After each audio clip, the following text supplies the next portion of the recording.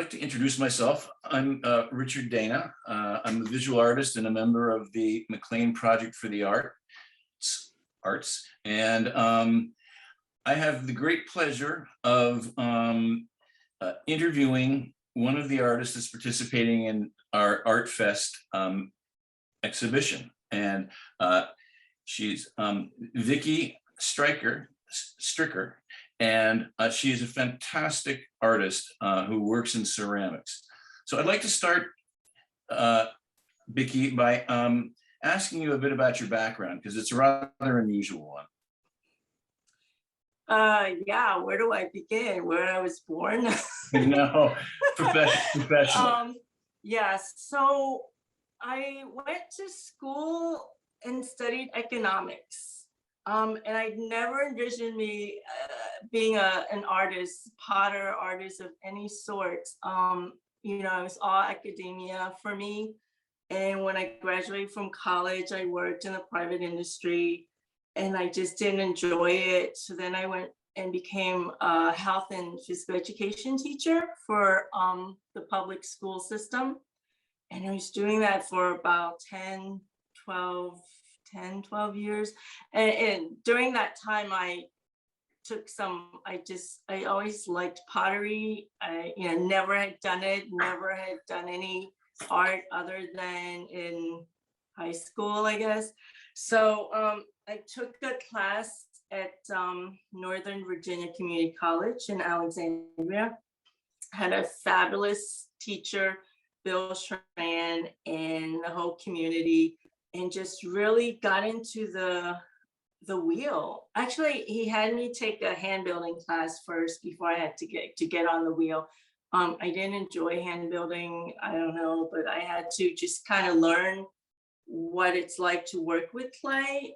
And then I got on the wheel and I just became obsessed. I just was there, I was married at the time, but I just, at night and just once on the weekends, I'd get in there during open studio and just worked on the craft. There is, I teach now. So I get students who are just like, okay, this is my first time. I'm just gonna get on a wheel, make a bowl, make a cup, and they don't realize, and I didn't at the time, how much work it is to get something centered, to get the clay, a pot with the even thickness. So there was a lot to learn. So the first year I probably didn't save anything. And I was most people, it was weird because most of the students there were getting into the glazes and just didn't really work on their form as much. And I don't like the word obsessed because I wasn't obsessed. It was a healthy obsession. I really wanted to work on hone my skill. And I didn't care about the glazes. I didn't really care about what kind of firing we were doing. I was really concentrating on the shape of it. And then luckily, while I was there, a few years later, he was teaching a Kristen class at the time, but I didn't feel I was good enough to take it because I wanted my forms and my vases to be a lot better than what I was making. So I waited until I got fairly decent, took his Kristen class, which is basically glaze chemistry. So you're making your own glazes. You're figuring out how the firing in the kiln changes the crystals and the color variation. And it was science to me and I loved it. So I got into that. And then by this time it was an obsession. And I told my husband, I said, I really cannot teach anymore. My heart wasn't in it because I was just at night, I'd be thinking about, well, what glazes? I need to go in there and get this shape right. And so eventually in 2012, I quit my full-time job, which everyone thought I was crazy because I didn't have any plans other than, eventually I knew I would have to sell, figure out a way to, once I make more pots, to kind of sell my pots, but that wasn't my main concern. I just wanted to make pots. So I quit my job. My teacher at the time, there was an opening for an assistant, and he asked me and he said, do you want to just be a potter and make stuff? Or do you really want to know the ins and outs of being an artist? You know, like really learn about kiln, running a studio, having your own studio, getting out there, marketing, all this stuff. And I was just glad for the opportunity, and I became an assistant with him for many, I kind of lose track of time, but he's now retired. He retired a few years ago. And we have a new, great teacher there. I'm still assisting there, even though I have a couple of years ago, I have my own kiln and I do everything at home.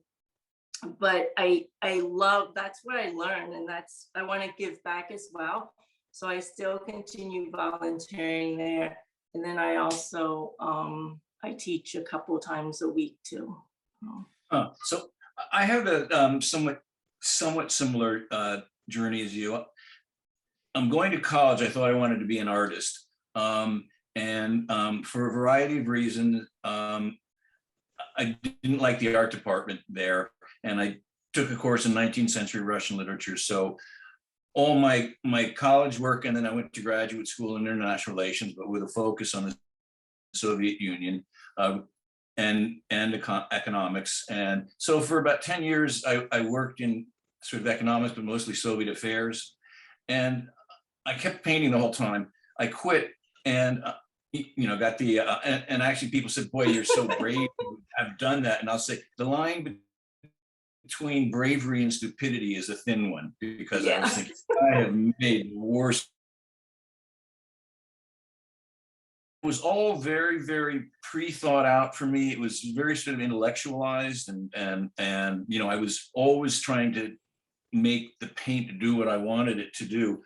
And a friend of mine whose opinion I valued said, I don't know anything. I like your work, but I don't know anything about you. And I realized that it was so almost the way intellectualized. I sort of had to make a bit of a journey to think sort of a different way and to open up more spontaneity, more it was experimentation. It really was a key breakthrough for me to access other parts of that I should be bringing into my art. Anything similar to that? Or yeah, I had the same thing, because my first teacher that I learned all this glazing and all the how to throw was he just concentrated on the skill. So I was very honed on, how do I make this pot thin, top? It was very technical for me. And then when Jessica Gardner, who's now the current teacher, when she came, she helped me. She's been at Nova for a few years now. And she helped me to become more of an artist. She goes, well, what is your voice? And I go, I don't have a voice. I don't even know what that is, because I never went to art school. I never got those 4 years and then plus whatever. So I didn't even know what a voice was. And I said, I just make pots. I mean, I make vases and mugs. And then I was trying to apply for, some shows, and you have to write an artist statement, and you have to name your pieces. And I was like, what? It's a mug, it's a vase. I have no names. But she goes, of course you have a voice. Every artist has a voice. It doesn't matter. I don't have something to tell. I'm not making a political statement or, trying to change the world or anything, but I do have something to say with my mug or with my vase. So she helped me to see more of myself. It's hard for me to call myself an artist, and I know I should, because you are. I am a potter, because for me it's the craftsmanship, and now the aesthetics come into play so that I can find the balance between the two. Interesting. Yeah, it's similar but different in a way too. But another word for voice is your aesthetic, because you do have a very strong aesthetic. Right. You have a certain way of doing things. Can you tell me a bit about your creative process? I mean, how you it's so, is there a lot of experimentation? The experimentation comes in the glazes. the form, it's very technical on the wheel. I don't know if you've ever, done any pottery, but it's very technical.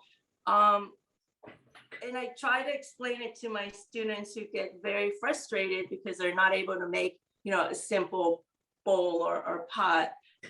But there's nothing you do in life where something is constantly spinning at different speeds, right? So I tell them, I'm like, you're trying to make this mound of clay shape it into something like a bowl, a vase, a narrow neck vase. There's a lot of very technical, challenging forms. And while the wheel is spinning at different speeds and you're using different tools, so it does get technical. So on the wheel, I do experiment a little bit as far as the neck, because I try to sometimes we'll make a narrow neck and then tear it off. But a lot of my experimentation and exploration comes in making my glazes. It's like cooking for me, and I love to cook. And my mom taught me to cook. And in Vietnam, when we cook, that we don't have we don't measure. There's no cups. There's no measuring spoons or anything. It's all like sprinkle a little salt, and that's how I cook. So when I make a dish, every time I make it, it tastes a little bit different, and that's just the way it is. And for me, glazing, I'm supposed to keep a really good records of what I do as far as glazes and colorants that I put in to get the colors that I want and the different liner glazes that I use. But I purposely don't do a great job at it because I want, every time I make a new glaze, you add like 1%, it's like, 0.2% of cobalt oxide will change the glaze cut, the crystalline glaze, and how the crystals turn out. Unfortunately, we're probably out of time, but you do the crystalline glazes though, right? So that's sort of a special type of glaze. Yes. And that's where you get, it seems to me that as I looked at your jars, which are extraordinary, that you have about 5 or 6 different techniques or things to get the details, the patterns on the jars, and which are, I guess that must be the crystals. Like there's one. Yeah, you know what? It's not. So I'm just gonna quickly there. I don't do a pattern. It's all organic. It's No, all. Yeah, and it's pattern isn't, I don't know what to call it, but just the effects then on. Yeah, so the line, yeah, so what I do is, I have something I can show. So what I do is I use the liner glazes, which is a food safe glaze on the inside, but I add more to the top or the bottom and let the glaze run, and then the different effects that it makes, how the crystal glazes work with the liner glazes create all these different effects. But I kind of know what I'm doing, but I kind of don't. Yeah, so there's always this. It looks like this when I fire it. Yeah. So there's liner glaze inside. Crystals will grow. I have no idea where they're gonna grow, and that's what I love about the crystalline glazes. Yeah. So I have a feeling we could probably talk for another couple of hours, but unfortunately, we're really going to have to wrap it up. But people that are listening to this interview, she really does remarkable ceramics. Or she's an artist, even though she won't admit it.